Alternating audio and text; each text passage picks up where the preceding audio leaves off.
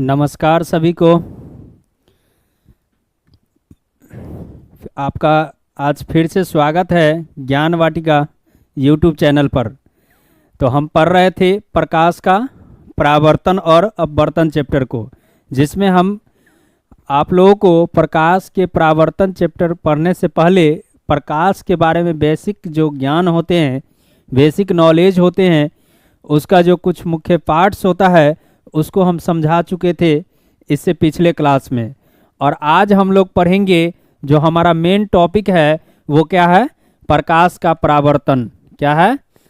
प्रकाश का परावर्तन। जैसा कि आप लोगों को बताए थे हम कि इस टॉपिक को हम क्या करेंगे, अगले क्लास में पढ़ेंगे। तो अब बात आती है कि ये परावर्तन होता क्या है, प्रकाश का परावर्तन होता क्या है ना। ये हमारे सिलेबस में जो दी गई, इसका मतलब क्या है, पहले इस चीज़ को समझते हैं। इंग्लिश में कहेंगे रिफ्लेक्शन ऑफ लाइट।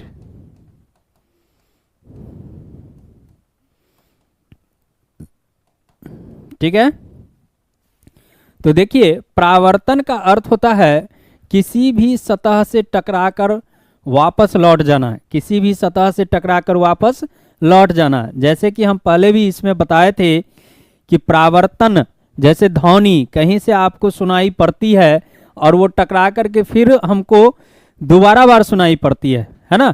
तो ऐसा होता है, तो उसको ध्वनि का परावर्तन कहते हैं। ठीक है, साउंड रिफ्लेक्शन उसको बोला जाता है। लेकिन यहाँ पर हम क्या चीज़ को जानेंगे, प्रकाश का परावर्तन। तो आप देखे होंगे कि कहीं पे मिरर लगा हुआ है, और मिरर मतलब दर्पण लगा हुआ है। अब क्या हुआ है कि इस जैसे एक दर्पण हम इमेजिन करते हैं कि ये क्या है, मिरर है। ठीक है, अब इस पे क्या हुआ कि लाइट ऐसे इंटर किया, यानी प्रवेश किया, तो क्या वो अंदर में ही अवशोषित होकर के रह जाएगा? तो नहीं, वो क्या करेगा कि इसको रिफ्लेक्ट कर देगा, मतलब परावर्तित कर देगा, है ना।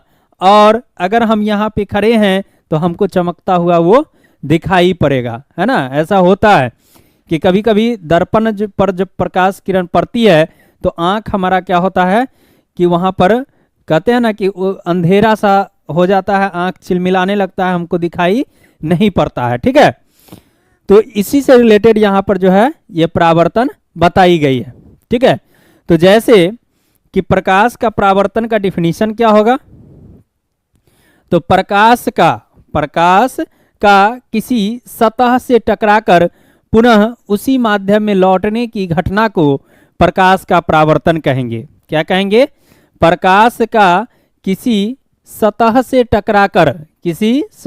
टकराकर पुनः उसी माध्यम में लौटने की घटना को प्रकाश का परावर्तन कहते हैं। समझ में आ गया? जैसे इस चीज को समझिए कि एक क्षैतिज पृथ्वी तल है ना। अब क्या हुआ कि इस पर प्रकाश की किरण पड़ेगा, तो पृथ्वी इसके कुछ अंश को अवशोषित करके वो तप्त हो होती है, और जो मैक्सिमम पार्ट्स होते हैं उसको क्या कर देते हैं, रिफ्लेक्ट कर देते हैं, परावर्तित कर देते हैं। ठीक है ना। तो अब यहाँ से क्या हो गया, ये परावर्तन होकर के रिटर्न हो गया, है ना। तो इसको क्या कहेंगे, प्रकाश का परावर्तन। डिफिनीशन समझ में आ गया कि प्रकाश का किसी सतह से टकराकर पुनः उसी माध्यम में लौटने की घटना को प्रकाश का परावर्तन कहते हैं। ठीक है, प्रकाश का क्या कहते हैं, परावर्तन कहते हैं। अब जिस सतह से ये टकरा करके लौटती है ना, जिस सतह से टकरा करके ये लौटती है उस सतह को कहते हैं परावर्तक सतह। उस सतह को क्या कहते हैं, परावर्तक सतह कहते हैं। यानी कि जिस सतह से टकराकर प्रकाश की किरणें पुनः अपने ही माध्यम में लौट जाती है उस सतह को परावर्तक सतह कहते हैं। ठीक है, परावर्तक सतह कहते हैं। और सबसे अच्छा जो परावर्तक सतह होता है वो किस धातु का होता है, तो चांदी का होता है। सबसे अच्छा जो परावर्तक सतह होता है वो किस धातु का होता है, तो चांदी। चांदी को इंग्लिश में क्या कहते हैं, तो सिल्वर कहते हैं। ठीक है, सबसे अच्छा परावर्तक सतह किसका माना गया है, तो चांदी का माना गया है। ये क्वेश्चन भी बिहार बोर्ड के एग्जाम में, 10वीं बिहार बोर्ड साइंस के एग्जाम में जो है पूछी जा चुकी है। ठीक है, तो आप लोग इसको नोट करते रहेंगे, है ना। हम पहले ही क्लास में बताए थे कि जब हम क्लास ले तो उससे पहले आप एक कॉपी और एक पेन लेकर के बैठे, ताकि क्या हो कि आप अपना सेल्फ नोट्स भी तैयार करते रहें, है ना। वैसे चैप्टर जब एंड हो जाएगी तो आपका जो है सो एक चैप्टर का बताए थे कि असाइनमेंट जो है सो आपको दे दी जाएगी। लेकिन आप अगर खुद से अगर अपना सेल्फ नोट्स तैयार करते हैं तो वो आपके फायदे में बहुत ज़्यादा जो है सो होगी, है ना। क्योंकि हम जो देंगे वो सभी के लिए देंगे, तो कुछ पार्ट्स जो है सो एक्स्ट्रा भी रहेगा, कुछ नहीं भी रहेगा। हम यहाँ पे बोल देंगे लेकिन लिखाएंगे नहीं, लेकिन आपको क्या करना है कि उसको डायरेक्ट नोट करते चलता है, ठीक है। तो देखिए ये हमारा क्या हो गया, प्रकाश का परावर्तन हो गया। परावर्तक सतह भी बता दिए और परावर्तन भी समझा दिए, ठीक है। अब परावर्तक सतह बताने का रीजन क्या है कि इस परावर्तक सतह के प्रकृति के आधार पर अगला जो पॉइंट होंगे वो लिखेंगे कि परावर्तक सतह के प्रकृति के आधार पर प्रकाश के परावर्तन के दो भाग होते हैं, या प्रकाश के परावर्तन मुख्यतः दो प्रकार से होते हैं, ठीक है। एक का नाम होता है नियमित प्रकाश का परावर्तन। एक का नाम क्या होता है, नियमित प्रकाश का परावर्तन।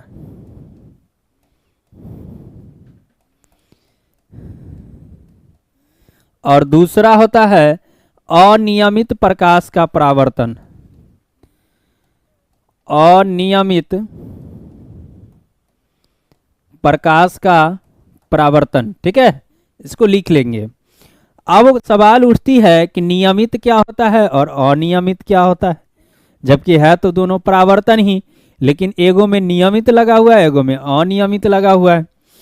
तो इसका अर्थ हुआ कि प्रकाश जो है सो हम बताए थे कि हमेशा सीधी रेखा में गमन करती है ना। मतलब कि वो सतह पर जैसे सूर्य से निकली और सूर्य से निकलने के बाद क्या होगा कि वो पृथ्वी तल पर जो आती है तो वो पृथ्वी तल पर आने के बाद उसका क्या होता है, परावर्तन की भी घटना होती है। और एक पार्ट पढ़ेंगे आगे उसमें बताएंगे कि अपवर्तन की भी घटना होती है। तो परावर्तन की जो घटना होती है इस पृथ्वी तल पर जैसे ही सूर्य प्रकाश किरण पहुंची, तो अब क्या है कि किसके आधार पर बांटा गया, तो परावर्तक सतह के आधार पर बांटा गया। मतलब कि परावर्तक सतह अगर समतल होगा, परावर्तक सतह क्या हो जाएगा, समतल और चिकनी होगा, मतलब एक समान होगा, है ना। उसमें क्या है कि उबड़ खाबड़ जगह नहीं होगी, तो उस समय प्रकाश का परावर्तन हमारा कैसा होगा, तो नियमित होगा। मतलब कि जैसे मान लीजिए कि ये एक सतह है, अब इस पे जो है प्रकाश की किरण क्या होगा कि रिफ्लेक्ट करेगा, यहां से परावर्तन होगा। तो ये आया और इस मार्ग से क्या हो गया, रिटर्न हो गया। उसी तरह फिर आएगा यहाँ और फिर क्या हो जाएगा, रिटर्न हो जाएगा। तो देख रहे हैं कि जिस वे में ये आ रहा है, जिस रास्ते से आ रहा है, उसी तरह फिर क्या हो रहा है, रिटर्न हो रहा है। फिर इतना ही समांतर रेखा में आया, इधर भी क्या हो गया, समांतर रेखा में रिटर्न हो गया। एक लाइन और ड्रॉ करते हैं।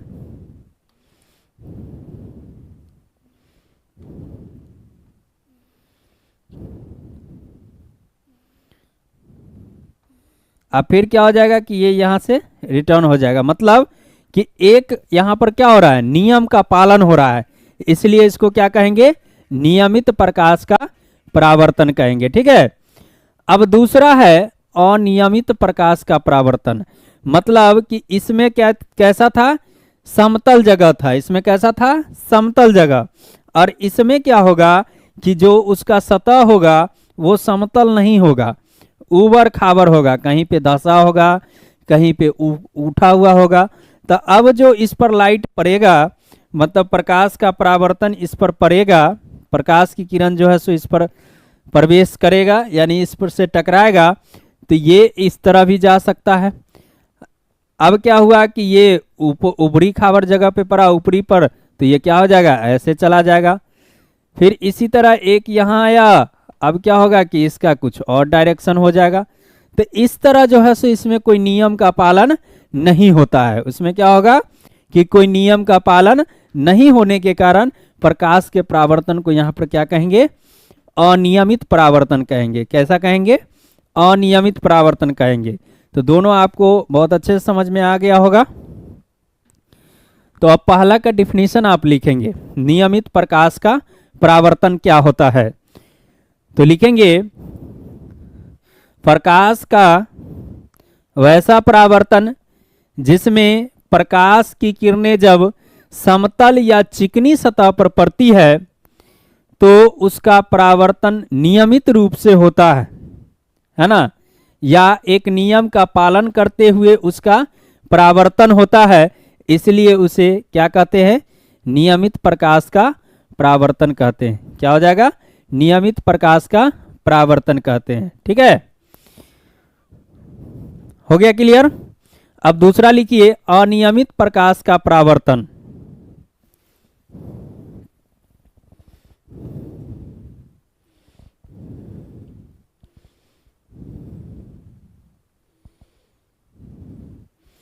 तो इसका डिफिनीशन लिखेंगे, जब प्रकाश की किरणें रूखरी या ऊबड़ खाबड़, जैसे रूखरी का अर्थ क्या होता है कि एक जैसा नहीं होगा, ऊबड़ खाबड़ मतलब समतल नहीं होगा।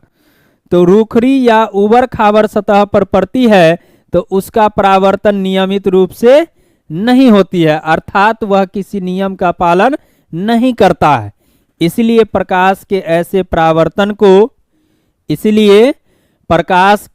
परावर्तन को अनियमित प्रकाश का परावर्तन कहते हैं। अनियमित प्रकाश का परावर्तन कहते हैं। ठीक है, क्लियर हो गया, यहां तक क्लियर हो गया सबका।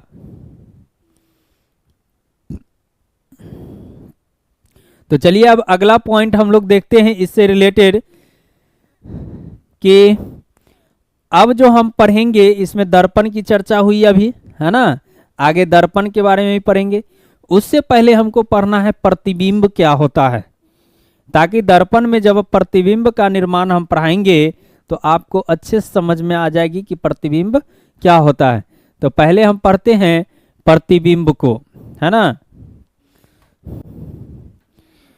तो प्रतिबिंब के बारे में अगर आपको कुछ पता है तो बताइए, प्रतिबिंब क्या होता है। इसको इमेज कहते हैं, इंग्लिश में इमेज कहा जाता है। अब इसके बारे में अगर कुछ पता है आपको तो बता सकते हैं।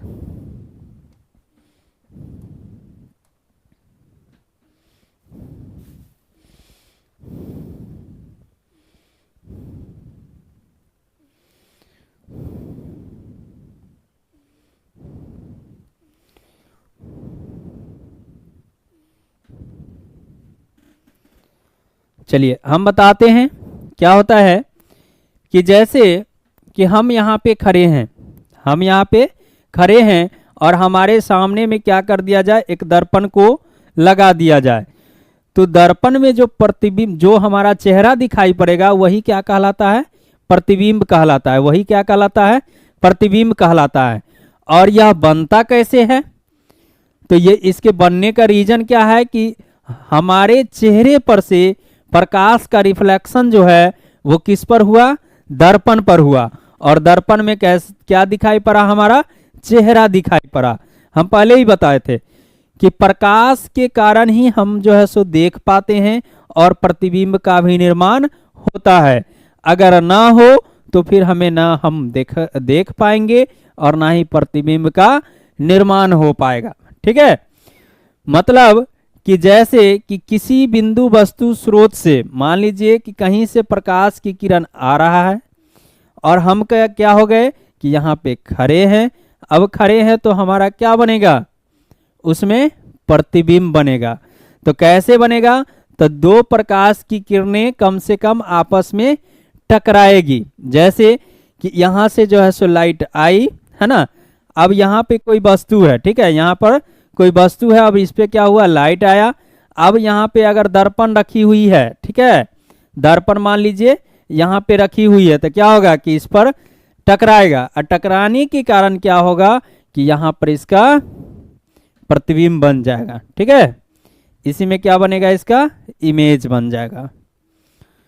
क्लियर हो गया। तो इसका डिफिनीशन नोट करेंगे कि किसी बिंदु वस्तु स्रोत से आ रही प्रकाश की किरणें, किसी बिंदु वस्तु स्रोत से आ रही प्रकाश की किरणें परावर्तन या अपवर्तन के बाद, परावर्तन या अपवर्तन के बाद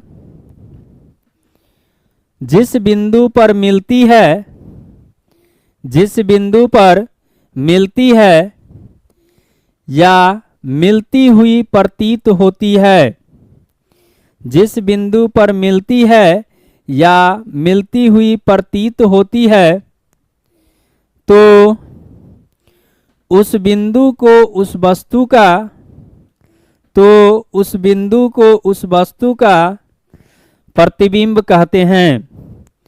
तो उस बिंदु को उस वस्तु का प्रतिबिंब कहते हैं।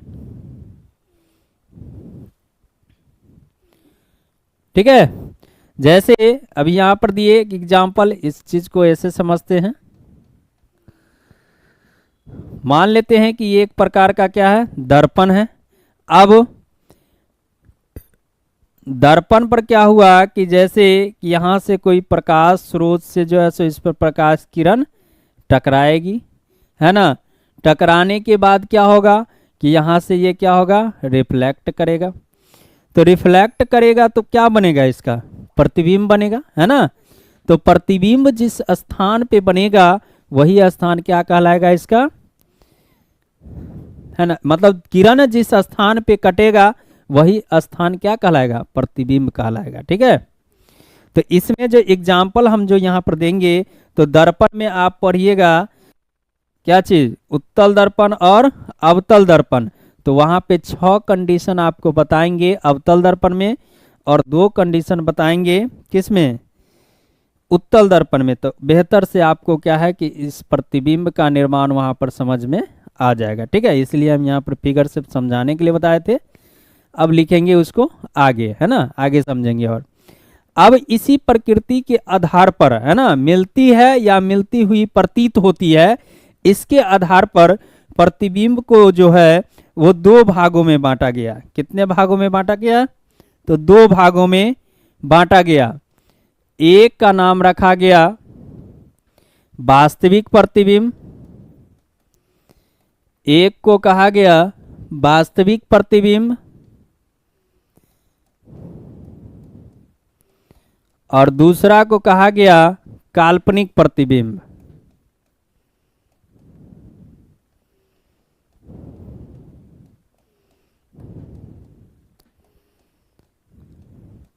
ठीक है, एक को क्या कहा गया, वास्तविक प्रतिबिंब, और दूसरा का नाम रखा गया काल्पनिक प्रतिबिंब। अब यहां से वास्तविक प्रतिबिंब मतलब इसको इंग्लिश में कह सकते हैं रियल इमेज, और काल्पनिक प्रतिबिंब को वर्चुअल इमेज कहा जाता है, वर्चुअल इमेज कहा जाता है। और काल्पनिक प्रतिबिंब का दूसरा नाम होता है आभासी प्रतिबिंब, आभासी प्रतिबिंब कहा जाता है। इसका दूसरा नाम हो गया आभासी प्रतिबिंब। ठीक है, तो वास्तविक प्रतिबिंब क्या है और काल्पनिक प्रतिबिंब क्या है, तो दोनों जो है, दोनों का डिफिनीशन कहाँ से निकल के आएगा, तो प्रतिबिंब के ही डिफिनीशन से निकल के आएगा। इसमें कहीं से हम अलग से जो है डिफिनीशन नया ऐड नहीं करेंगे।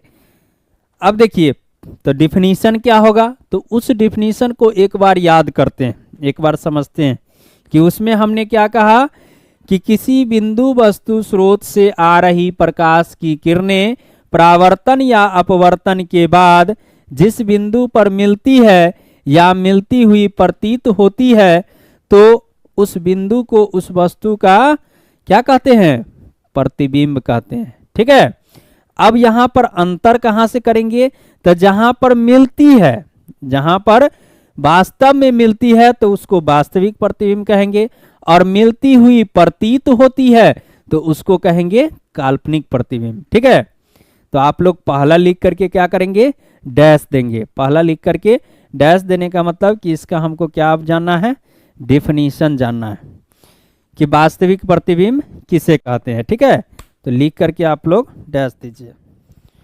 तो देखिए, तो इसका क्या लिखेंगे, वास्तविक प्रतिबिंब का अब हम डिफिनीशन लिखेंगे।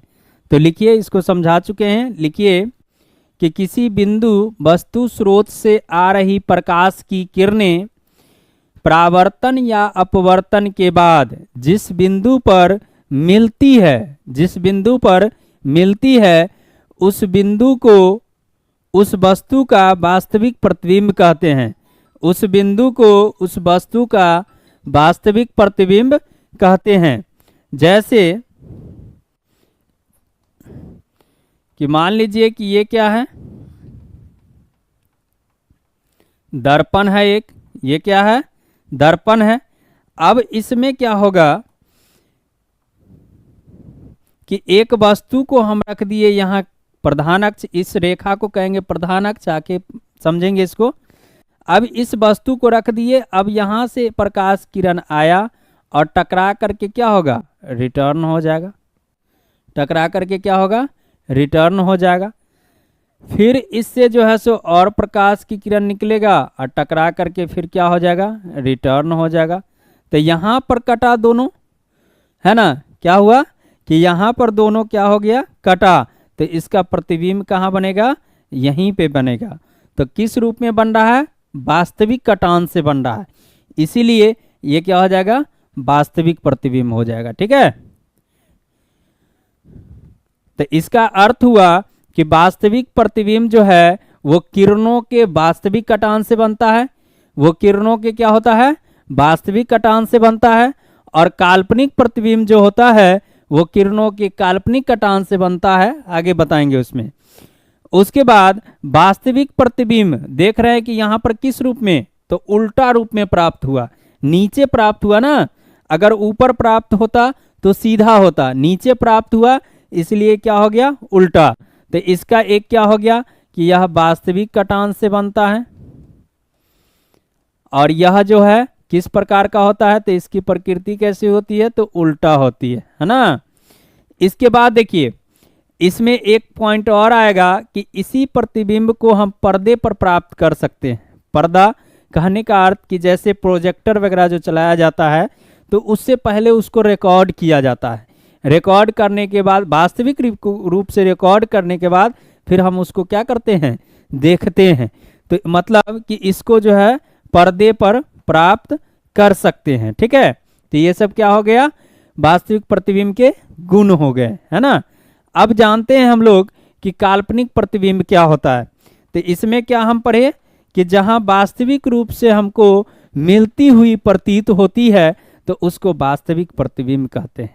ठीक है, अब वहां पे क्या हो गया, सॉरी, वास्तविक रूप से मिलती है तो वास्तविक प्रतिबिंब, और जब मिलती हुई प्रतीत होगी तो उसको क्या कहेंगे, काल्पनिक प्रतिबिंब कहेंगे।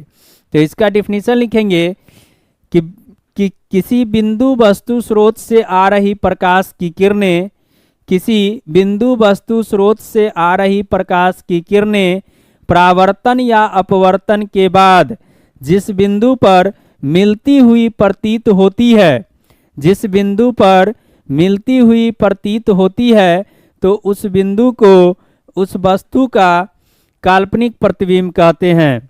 उस बिंदु को उस वस्तु का क्या कहेंगे, काल्पनिक प्रतिबिंब कहेंगे। जैसे कि इसी के अपोजिट में एक दर्पण को बनाते हैं, एक दर्पण को क्या कर रहे हैं, बना रहे हैं। ये जो है आपका कौन है, अवतल दर्पण है। आगे दर्पण का जब टाइप्स आपको बताएंगे तो पूरा उसका डिटेल्स जो जानकारी है वो आपको दिया जाएगा। ठीक है ना, अभी सिर्फ अब एक छोटा सा उदाहरण स्वरूप यहाँ है। ये क्या है, एक उत्तल दर्पण है। ठीक है, अब क्या हुआ कि इसके अपोजिट में ये लिए, अब इस पे भी क्या कर रहे हैं, प्रधान अक्ष को बना रहे हैं। अब प्रधान अक्ष को जो बनाए तो इधर है परावर्तक सतह, तो इस पर क्या करेंगे, एक वस्तु को यहाँ रख देंगे। रखने के बाद क्या होगा कि ये इससे प्रकाश की किरण उस पर टकराएगी और टकराने के बाद तो ये तो रिफ्लेक्ट हो जाएगा इधर, लेकिन मिलती हुई जो है प्रतीत होगी यहाँ पर। मिलती हुई प्रतीत कहाँ पे होगी? तो प्रधान अक्ष पे आभासी रूप से मिलती हुई प्रतीत होगी, है ना। तो इसीलिए इस प्रतिबिंब को क्या कहेंगे? तो काल्पनिक प्रतिबिंब कहेंगे, और काल्पनिक प्रतिबिंब को ही आभासी प्रतिबिंब कहते हैं।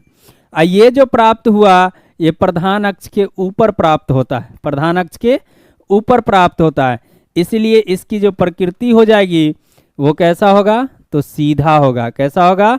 सीधा। और वो वास्तविक था, और ये किरणों के काल्पनिक कटान से बनता है, किरणों के काल्पनिक कटान से बनता है, क्योंकि हम आभासी रूप से इसको मिलाए हैं। इसके बाद इसको पर्दे पर प्राप्त किया जा सकता था और इसको नहीं कर सकते हैं, है ना। पर्दे पर प्राप्त नहीं कर सकते हैं, नहीं कर सकते हैं, ठीक है। आ रहा होगा समझ में कि इसको जो है पर्दे पर प्राप्त हम नहीं कर सकते हैं और उसको जो है पर्दे पर प्राप्त कर सकते थे, इसीलिए उसको वास्तविक कहा गया और इसको क्या कहा गया? काल्पनिक। अब क्या है कि इससे एक प्रश्न बनती है, एक प्रश्न यहां से बनती है कि वास्तविक एवं काल्पनिक प्रतिबिंब को परिभाषित करें, ठीक है। या फिर सबसे इंपॉर्टेंट क्वेश्चन है इसका कि वास्तविक एवं आभासी प्रतिबिंब में अंतर लिखे। वास्तविक एवं आभासी प्रतिबिंब में अंतर लिखे। बहुत ही ज़्यादा ये इंपॉर्टेंट क्वेश्चन है, ये कितना बार पूछा जा चुका है। तो अभी आपको जो है यहाँ पर हम 2-3 जो है सो अंतर बता चुके हैं। कौन कौन बताए? तो पहला आपको बता दिए कि वास्तविक प्रतिबिंब जो है वो किरणों के वास्तविक कटान से बनता है।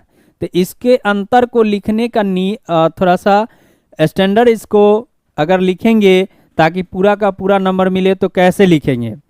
तो इसके लिखने का नियम क्या है कि जो आपको दिया हो उसमें हम क्या लगाएंगे? जैसे कि क्वेश्चन आपका है कि वास्तविक एवं आभासी प्रतिबिंब में अंतर लिखे, तो हम लिखेंगे कि वास्तविक एवं आभासी प्रतिबिंब में अंतर निम्नलिखित हैं, निम्नलिखित हैं। और एक तरफ हम फिर से लिखेंगे वास्तविक, एक तरफ क्या करेंगे कि फिर से वास्तविक लिखेंगे और एक तरफ क्या लिखेंगे? आभासी लिखेंगे।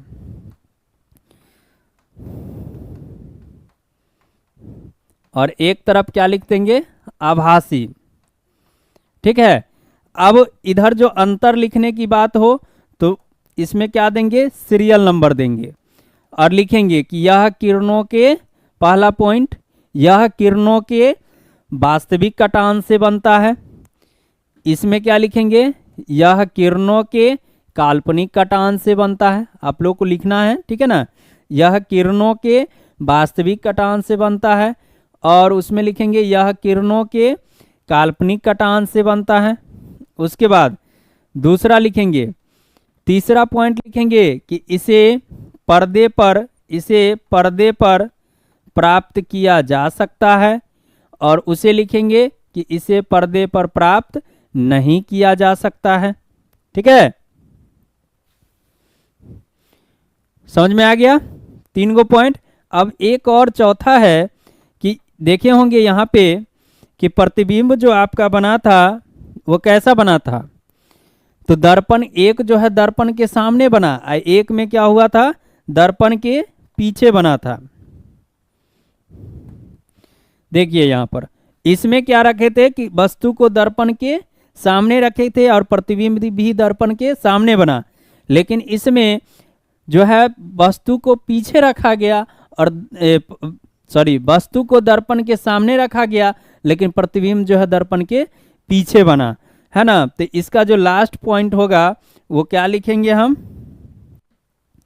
कि इसमें प्रतिबिंब दर्पण के सामने बनता है, दर्पण के सामने बनता है, और उसमें लिखेंगे कि इसमें प्रतिबिंब दर्पण के पीछे बनता है, इसमें प्रतिबिंब दर्पण के पीछे बनता है, ठीक है। क्लियर हो गया? ये 4 पॉइंट में से कोई 3 पॉइंट अगर आप लिख देते हैं एग्जाम में तो आपका 2 नंबर जो है सो मिल जाएगा। ठीक है, बहुत ही इंपॉर्टेंट क्वेश्चन है 2 मार्क्स के। समझ में आ गया? तो प्रकाश का परावर्तन क्या है ये हम समझ लिए, है ना। प्रकाश के परावर्तन कितने प्रकार के होते हैं वो समझ लिए, नियमित परावर्तन और अनियमित परावर्तन। उसके बाद प्रतिबिंब के बारे में समझ लिए। अब प्रकाश के परावर्तन से रिलेटेड एक और टॉपिक है प्रकाश के परावर्तन के नियम। प्रकाश के परावर्तन के नियम बहुत ही इंपॉर्टेंट पॉइंट है, वो क्वेश्चन जो है सो एग्जाम में पूछी जाती है कि प्रकाश का परावर्तन क्या है, इसके नियमों को लिखे। तो इसके लिए क्या होगा कि हमको समतल दर्पण के बारे में थोड़ा सा हमें जानकारी प्राप्त करनी होगी कि समतल दर्पण क्या होता है, क्योंकि प्रकाश का परावर्तन जो है इसी से रिलेटेड है। तो अब ये एक प्रकार का जैसे समतल, समतल का अर्थ हो गया कि उसका सतह चिकना होना चाहिए, है ना। तो एक प्रकार का हम इसको मान लेते हैं क्या है कि समतल दर्पण है, समतल दर्पण है। और इसके जो ऊपरी सतह है उसको क्या कहेंगे, तो परावर्तक सतह कहेंगे। इस सतह को क्या कहेंगे, परावर्तक सतह कहेंगे। ठीक है, परावर्तक सतह कहेंगे। अब क्या होगा कि प्रकाश की किरण इस पर आएगा। पहली बात, प्रकाश की किरण क्या होगा, इस पर परावर्तित होगा। तो ये जो किरण आ रही है इसको कहा जाता है आपतित किरण। इसको क्या कहेंगे, आपतित किरण। मतलब कि आने वाली किरण को क्या कहेंगे, आपतित किरण। अब एक किरण क्या होगा, यहां से टकरा करके लौट जाएगी, तो इसको क्या कहेंगे, परावर्तित किरण। यानी लौट करके जाने वाली किरण को क्या कहेंगे, परावर्तित किरण कहेंगे। ठीक है, अब इसके बाद क्या होगा कि जहां पे ये दोनों किरणें का मिलान होता है, जहां पर इस दोनों किरण का क्या होगा, मिलान होगा, उस बिंदु को क्या हो रहा है, इस बिंदु को क्या कहेंगे, आपतन बिंदु कहेंगे। जहां पर आपतित किरण और परावर्तित किरण का मिलन होगा उस बिंदु को क्या कहेंगे, आपतन बिंदु कहेंगे, आपतन बिंदु कहेंगे। और इससे इस पर क्या होती है कि एक लंबवत रेखा होती है, इस पर क्या होती है, एक लंबवत रेखा होती है जो परावर्तक सतह के साथ 90 डिग्री का कोण बनाएगी। क्योंकि लंबवत होती है तो कितना डिग्री का बनाएगी, तो 90 डिग्री का। और इस रेखा को क्या कहा जाता है, तो अभिलंब कहा जाता है। मतलब आपतन बिंदु पर जो रेखा लंब होती है उसको क्या कहेंगे, अभिलंब कहेंगे। आपतन बिंदु पर जो रेखा लंब होती है उसको क्या कहेंगे, अभिलंब कहेंगे। ठीक है, यहां तक क्लियर है। अब इसके बाद है कि इसमें 2 कोण बनते हैं। कितने कोण बनते हैं, तो 2 कोण बनते हैं। कौन कौन से बनेंगे, तो एक आपतित किरण और एक अभिलंब के बीच जो कोण बनता है उसको कहा जाता है आपतन कोण। उसको क्या कहते हैं, आपतन कोण कहते हैं। क्यों कहते हैं आपतन कोण, क्योंकि आपतित किरण और अभिलंब के बीच है, उसको कहते हैं आपतन कोण। और इसको डिनोट करते हैं आई से। उसके बाद क्या है कि परावर्तित किरण और अभिलंब के बीच भी एक कोण बनता है, इसको क्या कहते हैं, तो इसको कहते हैं परावर्तन कोण। इसको क्या कहेंगे, परावर्तन कोण। क्यों कहेंगे, क्योंकि परावर्तित किरण के साथ ये कोण बनता है, इसीलिए इसको परावर्तन कोण कहेंगे। ठीक है, तो ये क्या हो गया, समतल दर्पण से प्रकाश के परावर्तन। समतल दर्पण, यहाँ पर जो टॉपिक हमारा बनेगा पहले ही बताए क्या बनेगा, समतल दर्पण से प्रकाश के परावर्तन, प्रकाश के परावर्तन। और इसी से निकलेगा किसके नियम, तो प्रकाश के परावर्तन के नियम इसी से निकलेगा। ठीक है, समझ में आ गया? तो ये समतल दर्पण से प्रकाश के परावर्तन का क्या हो गया, टॉपिक हो गया। क्लियर है? तो अब देखिए एक एक पॉइंट को इसमें हम क्या करेंगे, नोट करेंगे कि आपतित किरण किसे कहते हैं, परावर्तित किरण किसे कहते हैं। परावर्तक सतह तो समझा दिए हैं, परावर्तक सतह हमको पीछे ही बता दिए हैं। आपतित किरण, परावर्तित किरण, आपतन बिंदु, आपतन कोण, परावर्तन कोण, ये आपको जानना है ताकि इसका उपयोग जो है सो आगे आपको पड़ेगा, वहां पे आपको दिक्कत नहीं होगी। तो एक एक करके एक पॉइंट को लिखेंगे। तो कहानी कहाँ से शुरू हुई, तो समतल दर्पण से शुरू हुई। कहाँ से शुरू हुई, तो समतल दर्पण से शुरू हुई, है ना। तो समतल दर्पण यानी प्लेन मिरर का डिफिनीशन क्या होगा, तो वह दर्पण जिसका परावर्तक सतह चिकनी होती है, वह दर्पण जिसका परावर्तक सतह चिकनी होती है उसको क्या कहेंगे, समतल दर्पण कहेंगे। उसको क्या कहते हैं, समतल दर्पण कहते हैं। ठीक है, इसका डिफिनीशन क्लियर हो गया। परावर्तक सतह का डिफिनीशन क्या होगा, ये बता चुके हैं कि जिस सतह पर प्रकाश की किरण पड़ती है अर्थात टकरा करके वापस अपने ही माध्यम में लौट जाती है, तो उसे क्या कहेंगे, परावर्तक सतह कहते हैं। ठीक है, अब ये दोनों क्लियर हो गया। उसके बाद क्या आया, तो आपतित किरण। आपतित किरण नहीं आता तो परावर्तित किरण नहीं बनता, आपतन बिंदु नहीं होता और अभिलंब नहीं होता। जब ये सब नहीं होता तो आपतन कोण नहीं होता, और जब वो नहीं होता तो परावर्तन कोण नहीं होता। मतलब कि अब हमको जानना है किसके बारे में, आपतन कोण के बारे में। ऐसे सीरीज में याद रखेंगे ना तो क्या होगा कि आपको डिफिनीशन याद करना बहुत आसान हो जाएगा, समझ जाएंगे, डिफिनीशन ऐसे ही बन जाएगा, रटना नहीं है। तो आपतित किरण का डिफिनीशन क्या होगा कि परावर्तक सतह पर पड़ने वाली किरण को, परावर्तक सतह पर पड़ने वाली किरण को या परावर्तक सतह पर आने वाली किरण को क्या कहते हैं, आपतित किरण कहते हैं, आपतित किरण कहते हैं। ठीक है, उसके बाद परावर्तक सतह से टकराकर लौटने वाली किरण को, परावर्तक सतह से टकराकर लौटने वाली किरण को परावर्तित किरण कहते हैं। क्लियर है, समझ में आ गया। इसके बाद किसकी बारी आएगी, तो आपतन को, आपतन बिंदु की बारी आएगी पहले। ठीक है, तो वह बिंदु जिस पर आपतित किरण पड़ती है, क्योंकि ये आया तब तो परावर्तित किरण हुआ ना, तो पहले ये बिंदु मतलब इस बिंदु पर कौन आया, तो आपतित किरण।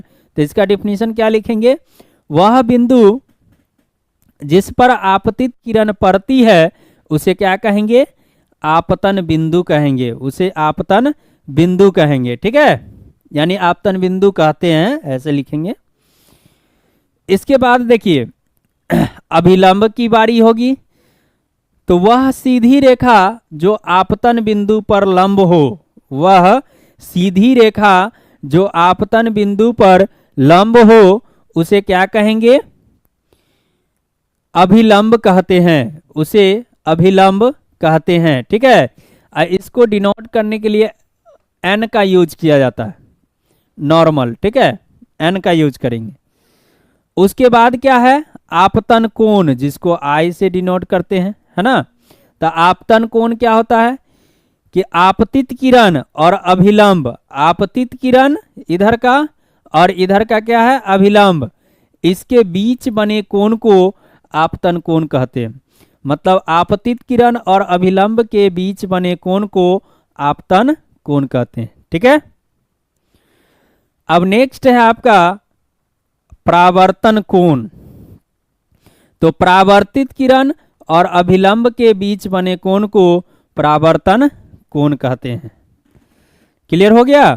तो ये पांचों 6 डिफिनेशन को आप अच्छे से लिख लेंगे, है ना, कि आपतित किरण ऐसे डैश दे करके तब उसका डिफिनीशन आप नोट करेंगे ऐसे करके। ठीक है, हम 6-7 का डिफिनीशन आपको क्लियर कर चुके हैं, उसको अच्छे से आप क्या करेंगे कि एक बार खुद से देखेंगे और रिटेन कर लेंगे। कोई दिक्कत? तो हमने क्या कहा कि यहीं से आप क्या क्लियर होगा, क्या क्लियर होगा, तो प्रकाश के परावर्तन के नियम क्लियर होंगे। सबसे बड़ा इंपॉर्टेंट पार्ट हमारा वही था, लेकिन उसको समझने के लिए हमको इतना चीज समझना पड़ा, और इसका उपयोग फिर आगे हम बहुत बार करेंगे, बहुत बार करेंगे। और ये बहुत ही छोटी सी चीज है, लेकिन अगर इसको समझ गए तो, लेकिन बहुत डिफिकल्ट भी है। अब देखिए कि इसके नियम में, इसको थोड़ा हम जूम करते हैं, तो प्रकाश के परावर्तन का नियम क्या कहता है। तो प्रकाश के वैसे परावर्तन पहले नियम को बताते हैं, और उसके बाद क्या करेंगे, उसको आपको लिखा देंगे, है ना। तो प्रकाश के परावर्तन के दो नियम होते हैं। कितने नियम होते हैं, तो दो नियम होते हैं। कौन कौन होता है, तो पहला होता है कि ये जो आपतित किरण है, ये क्या है, आपतित किरण है। ये हो गया आपका आपतित किरण, और ये हो गया परावर्तित किरण, और ये हो गया आपतन बिंदु पर डाला गया अभिलंब। तीनों क्या होता है, एक ही तल में होता है, एक ही तल पे है ना, ये समतल है, इसी पे है, एक ही तल पे है। तो पहला इसका क्या हो जाएगा नियम, कि आपतित किरण, परावर्तित किरण और आपतन बिंदु पर डाला गया अभिलंब तीनों एक ही तल में होते हैं। समझ में आ गया। दूसरा नियम क्या कहता है कि ये जो आपतन कोण है, ये परावर्तन कोण के क्या होना चाहिए, बराबर होना चाहिए। यानी आपतन कोण बराबर क्या होगा, परावर्तन कोण के होगा, है ना। तो अब इसको नोट करेंगे आप, किसके नियम, परावर्तन के नियम लिखेंगे। प्रकाश के परावर्तन के दो नियम होते हैं, प्रकाश के परावर्तन के दो नियम होते हैं। पहला आपतित किरण, परावर्तित किरण, यानी आपतित किरण कौमा परावर्तित किरण और आपतन बिंदु पर डाला गया अभिलंब तीनों एक ही तल में होते हैं, ठीक है।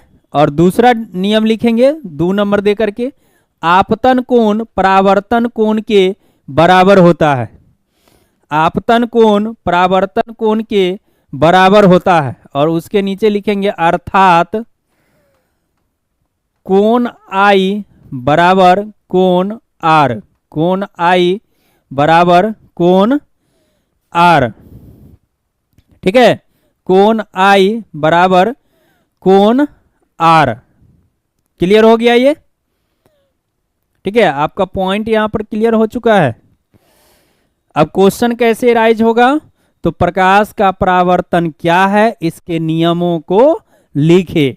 तो शुरुआत में हमने क्या बताया, प्रकाश का परावर्तन, और उसके बाद अभी हम क्या क्लियर किए, उसके नियम। तो वहां वाला डिफिनीशन के बाद हमको डायरेक्ट लिखना है कि प्रकाश के परावर्तन के नियम निम्नलिखित है। कौन कौन, वही आपतन, आपतित किरण, परावर्तित किरण और आपतन बिंदु पर डाला गया अभिलंब तीनों एक ही तल में होते हैं। दूसरा आपतन कोण परावर्तन कोण के बराबर होता है, ठीक है। बीच में क्या आई, ये जो कहानी जो बीच में आपको आई है, इसको समझने के लिए, लेकिन उससे भी क्वेश्चन एराइज हुआ।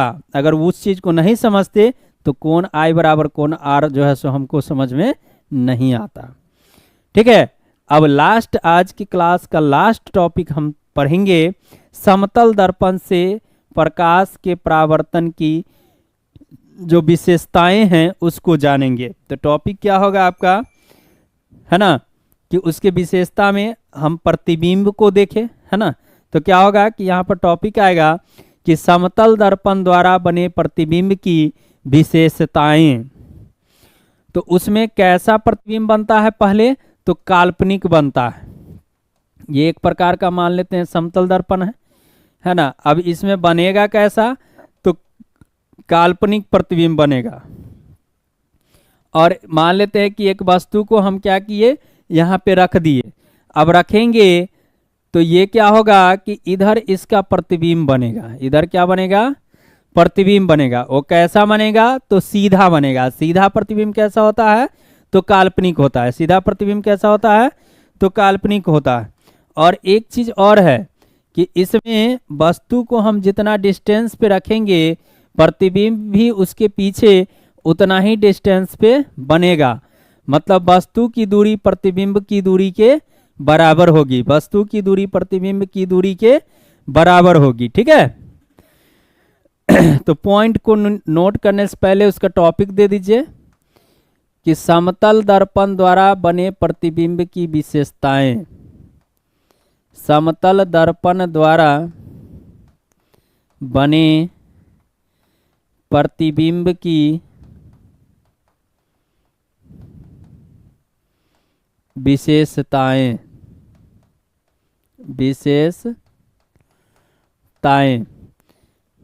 ठीक है। तो पहला पॉइंट आप क्या नोट करेंगे इसमें कि इसके द्वारा बना प्रतिबिंब काल्पनिक होता है। इसके द्वारा बना प्रतिबिंब काल्पनिक होता है। दूसरा, इसके द्वारा बना प्रतिबिंब सीधा होता है। इसके द्वारा बना प्रतिबिंब सीधा होता है। ठीक है। तीसरा पॉइंट नोट करेंगे कि इसमें वस्तु को जितनी दूरी पर दर्पण से रखा जाता है, प्रतिबिंब उतनी ही दूरी पर दर्पण के पीछे बनता है। वस्तु को जितनी दूरी पर दर्पण से रखा जाता है, प्रतिबिंब दर्पण के उतनी ही दूरी पर पीछे बनता है। अर्थात वस्तु दूरी बराबर प्रतिबिंब दूरी, वस्तु दूरी बराबर प्रतिबिंब दूरी, और वस्तु दूरी को सूचित किया जाता है u से और प्रतिबिंब दूरी को v से। ठीक है।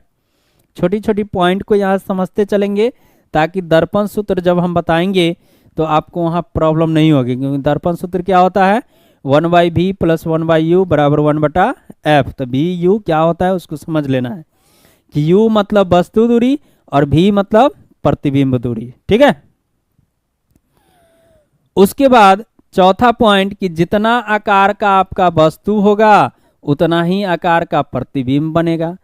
मतलब कि वस्तु की ऊंचाई बराबर प्रतिबिंब की ऊंचाई। तो चौथा पॉइंट क्या लिखेंगे कि वस्तु की ऊंचाई प्रतिबिंब की ऊंचाई के बराबर होती है। वस्तु की ऊंचाई प्रतिबिंब की ऊंचाई के बराबर होती है।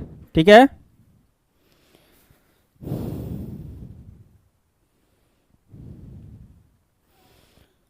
उसके बाद एक लास्ट पॉइंट लिखेंगे कि इसमें पार्श्व विपरिवर्तन होता है। पार्श्व विपरिवर्तन। अब ये पार्श्व विपरिवर्तन का अर्थ क्या हुआ कि जैसे हम दर्पण के सामने खड़े हो गए तो उसके तुलना में जो हमारा प्रतिबिंब होगा, है ना, चाहे उसमें जो प्रतिबिंब बन रहा है तो हमारा बायां भाग, हमारा जो बायां भाग है ये वो दाएं में नजर आएगा, और जो दायां भाग होगा वो किस में नजर आएगा, बाएं में नजर आएगा। ठीक है। तो उसी को कहते हैं पार्श्व विपरिवर्तन। तो पांचवा पॉइंट क्या लिखेंगे, इसमें पार्श्व विपरिवर्तन की घटना होती है। इसमें पार्श्व विपरिवर्तन की घटना होती है। ठीक है। तो पार्श्व विपरिवर्तन का डिफिनीशन लिख लेंगे।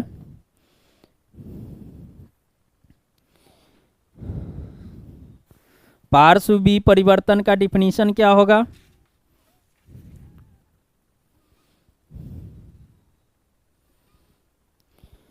वह घटना जिसके कारण हमारे बाएं भाग का प्रतिबिंब दाएं भाग में तथा दाएं भाग का प्रतिबिंब बाएं भाग में दिखाई पड़ता है, तो उसे हम पार्श्व विपरिवर्तन कहते हैं।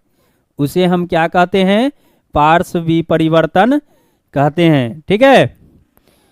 तो चलिए, बहुत बहुत आप लोगों का धन्यवाद, क्योंकि आप लोगों ने इसको अच्छे से अभी तक पढ़ा, देखा और अच्छे से समझा। ठीक है। हमें बहुत अच्छा लगा। आप लोगों को कैसा लगा वो कमेंट करके आप हमें बताएंगे। अब अगले क्लास में हम क्या पढ़ने वाले हैं, इस चीज़ को थोड़ा समझ लीजिए।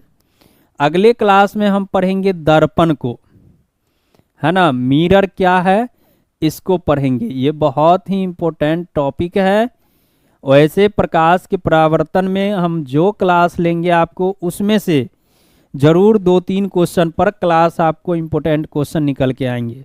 जैसे कि आज की क्लास का इम्पोर्टेंट क्वेश्चन आपका हो गया प्रकाश का परावर्तन क्या है, इसके नियमों को लिखे।